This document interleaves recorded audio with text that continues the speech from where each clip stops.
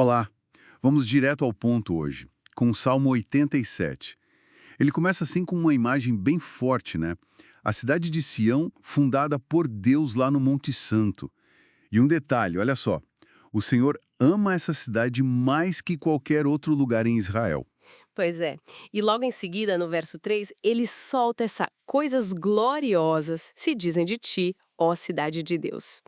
Isso já deixa a gente curioso, né? O que será que tem essa cidade para merecer um elogio desses? Exatamente. E veja bem, não é só uma questão de geografia, tá? Desde o comecinho, o Salmo coloca Sião como um centro, um epicentro mesmo de significado divino. E sabe, uma importância espiritual única. É bem mais que pedra sobre pedra. Total. E aí a coisa dá uma virada que a gente não espera. O texto começa a falar de nações tipo Rahabe, que é um jeito poético de chamar o Egito, né? Babilônia. Sim, Egito, Babilônia, nações que eram até rivais, né? Exato. E ainda Filístia, Tiro, Cuxi, que seria ali Etiópia, né? E o mais doido é o que Deus fala delas. Ele diz que vai contar essa gente entre os que o conhecem. E mais, afirma sobre pessoas dessas nações. Este nasceu em Sião. Ué, como assim? Gente do Egito, da Babilônia, nascendo em Jerusalém. Então, o fascinante está justamente aí, nessa quebra de expectativa. O Salmo está propondo uma ideia de pertencimento que vai muito além do lugar onde você nasceu, da sua nacionalidade. Ser nascido em Sião parece ser assim uma metáfora para uma identidade espiritual bem profunda, sabe? Tipo uma cidadania do céu. É como se, quando a pessoa se conecta com Deus, ela ganhasse uma nova naturalidade ligada a Sião, não importa de onde ela veio. Peraí, então. É como se Sião virasse um tipo de lar espiritual para todo mundo? Essa ideia de que sua origem no mapa não define se você pertence a Deus ou não, isso devia ser bem, uau, revolucionário para a época, né? Nossa, sem dúvida. E o Salmo até reforça isso. Olha só o verso 5. De Sião seguirá este e aquele, ou seja, indivíduos de tudo quanto é canto nasceram nela. E não é uma coisa que os homens decidiram, viu? Diz lá, o próprio Altíssimo a estabelece. Tem uma autoridade divina garantindo essa inclusão. E tem mais. O verso 6 fala de um registro. Assim, o Senhor, ao registrar os povos, dirá: Este nasceu ali. Isso soa quase um censo de Deus, não acha?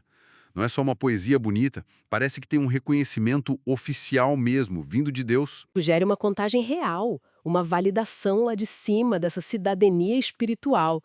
É Deus mesmo quem reconhece e, tipo, anota o nome daqueles que, pela fé ou por conhecerem Ele, passam a pertencer a Sião, a esse centro espiritual. Isso dá um peso enorme para essa ideia. Entendi.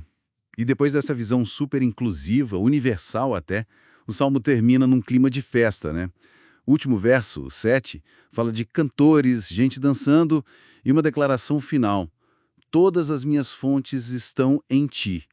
Que fontes são essas? A alegria da festa vem daí. Provavelmente sim.